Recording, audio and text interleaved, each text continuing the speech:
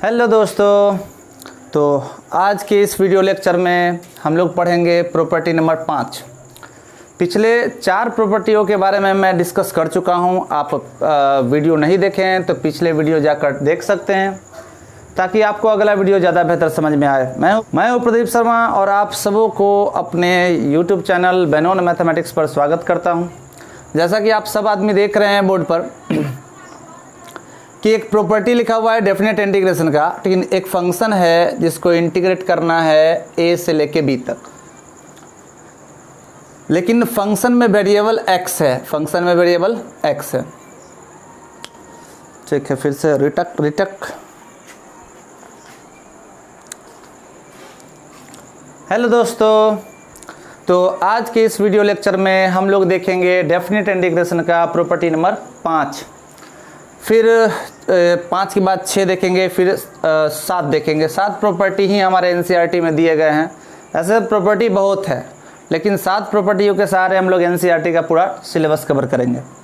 तो मेरा नाम प्रदीप शर्मा है और मैं अपने प्यारे से चैनल बेनोन मैथमेटिक्स पे आप सबों का स्वागत करता हूं। तो आइए इस वीडियो लेक्चर की शुरुआत हम लोग इस 5वें प्रॉपर्टी से करते हैं।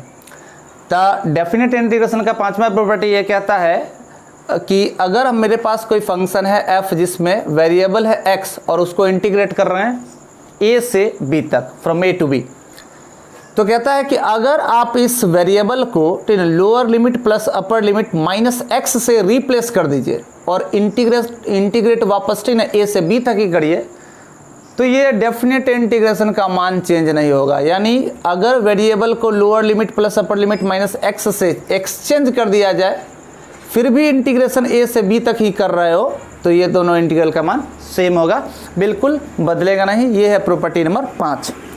पहले वीडियो में मैंने सारे प्रॉपर्टी को एक जगह बताया था, फिर मैंने दूसरे वीडियो में पहला दूसरा प्रूफ किया, फिर तीसरे वीडियो में मैंने तीसरा प्रूफ किया, उसके बाद चौथे वीडियो में मैंने चौथा प्रॉपर्टी को प्रूफ किया है, 5वां और उसके आगे की सारे प्रॉपर्टियों को मैं बारी बारी से सिद्ध करूंगा।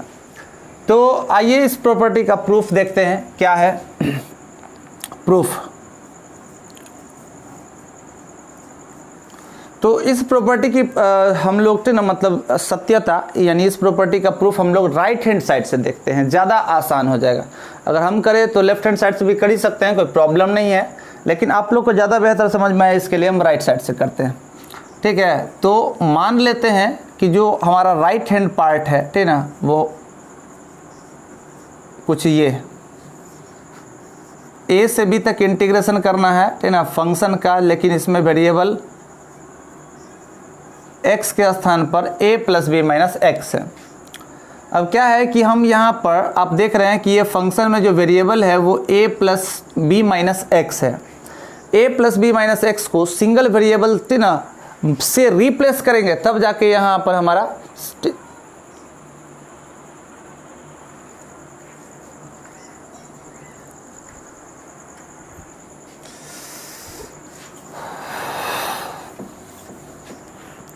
तो आइए इसका प्रूफ देखते हैं। तो हमारा जो राइट हैंड साइड है, राइट हैंड साइड गिवन है। हमारा राइट हैंड साइड क्या है? तो हमारा राइट हैंड साइड है कि एक फंक्शन है जिसको इंटीग्रेट करना है a से b तक, लेकिन इसमें वेरिएबल के तौर पर a plus b minus x है। लेकिन इसको जो हमको लेफ्ट हैंड साइड के बराबर करना है, तो लेफ्ट हैंड साइड में देखिए फंक्शन का वेरिएबल सिंपल एक वेरिएबल x। तो हम क्या करते हैं कि अंदर वाले सभी वेरिएबल्स, यानी ये जो a plus b minus x है, उसको हम रिप्लेस कर देते हैं एक सिंगल वेरिएबल t से। यानी a plus b minus x के बदले हम क्या सब्सटीट्यूट किए? t। अब जैसे ही यहाँ पर t रखेंगे तो फंक्शन चल जाएगा t में, और हमको यहाँ पर फंक्शन x में था तो इसीलिए x के रिस्पेक्ट में इंटीग्रेट करना था। अब फंक्शन में हम फंक्शन को हम t वाले वेरिएबल में बदल रहे हैं, तो इसीलिए t के रिस्पेक्ट में इंटीग्रेट करने के लिए हमको यहाँ से dt चाहिए। तो इसको डिफरेंशिएट करते हैं। dt बटे dx का मान क्या होगा? तो a का 0, b का 0 और सर एक का x के रिस्पेक्ट में, x का एक के रिस्पेक्ट में, x के रिस्पेक्ट में -1 होगा। अब यहाँ से आप देख रहे हैं कि अगर हम क्रॉस मल्टीप्लिकेशन करें तो dt बराबर -dx, लेकिन क्वेश्चंस में कहीं पर dx के साथ माइनस साइन नहीं है, तो हम यहाँ प्लस और यहाँ माइनस कर लेंगे, दोनों तरफ माइनस मल्टीप्लाई करके। अब क्या है कि ये फंक्शन पहले x में था, इसीलिए x के रिस्पेक्ट में इंटीग्रेट किया जा रहा था और लिमिट का वैल्यू भी x का ही मान था। लेकिन ई काम के बाद, ठीक ना, यानी a plus B minus X को t मानने के बाद ये फंक्शन चला गया t में। अब t में चला गया तो लिमिट्स का जो मान होना चाहिए वो भी t का वैल्यू होना चाहिए। तो देखते हैं हम लोग कैसे t का वैल्यू, तो यहाँ से, ठीक है, ये जो हम t और x में रिलेशन है, यहाँ से हम x का मान देकर t का मान निकालेंगे। जैसे कि अभी लोअर लिमिट कितना है, a, तो हम क्या करेंगे, तो लिखेंगे कि जब x का मान a था तब t का मान क्या होगा। तो t का मान क्या होगा, तो देखिए, तो x के मान, x के ठीक ना जगह पर अगर हम a रख दे तो ये a और ये a कट जाएगा और t का मान b होना चाहिए। t का मान क्या होना चाहिए, b, यानी x का मान अगर a होगा तो t का मान उस समय ठीक ना b होगा। और अगर हम बात करें कि x का मान अगर b है तब जाकर t का मान क्या होगा, तो t का मान होगा, देखते हैं क्या होगा। अब x के स्थान पे अगर हम b रखते हैं तो b और ये b कट के सिर्फ a बचेगा, ठीक है, तो ये हमारा a होगा। यानी कहने का मतलब अगर हम इसको सिंगल वेरिएबल t से कैलकुलेट करते हैं तो लिमिट्स हमारा चेंज हो जाएगा, और जहाँ a है वहाँ b, जहाँ b है वहाँ a आएगा। अब क्या करते हैं कि देखते हैं आखिर ये इंटीग्रल ठीक है कैसा दिखता है नए फॉर्म में। तो RHS अब कैसा दिखेगा, तो देखते हैं। तो सर RHS बराबर साइन ऑफ इंटीग्रेशन, ये तो नहीं बदलना है, अब नहीं बदलना है। तो अब क्या है, फंक्शन में a plus B minus X के जगह पर हम लिख दिए थे t, तो f ऑफ t दिखाई देगा, और dx के स्थान पर हमारा देखिए तो माइनस में dt आया हुआ है, तो माइनस में dt, और जहाँ a था वहाँ b है लिमिट, जहाँ b है वहाँ a है लिमिट। अब आप पढ़े होंगे यहाँ पे फिर प्रॉपर्टी नंबर 1 की या 2 की आवश्यकता पड़ेगी अभी, ठीक ना। तो देखिए फिलहाल माइनस साइन को अगर हमको लुप्त करना है, गायब करना है, तो लिमिट्स को पलट दिया जाता है। ये प्रॉपर्टी नंबर दूसरा है। मैंने प्रॉपर्टी नंबर पहला बताया था। पहला प्रॉपर्टी ये है कि डेफिनेट इंटीग्रेशन में वेरिएबल को चेंज करने से इंटीग्रल का मान चेंज नहीं होता है। यानी कोई फंक्शन अगर टी में है हम उसको एक्स में लिख दिए, या फिर एक्स में है टी में लिख दिए, और अगर हम लिमिट चेंज नहीं कर रहे हैं तो ठीक है इंटीग्रल का मान चेंज नहीं होगा। दूसरा है कि अगर माइनस साइन हमको हटाना है तो आपको लिमिट्स पलट देने चाहिए, जहाँ बी है वहाँ हटे ना ए, और जहाँ ए है वहाँ बी।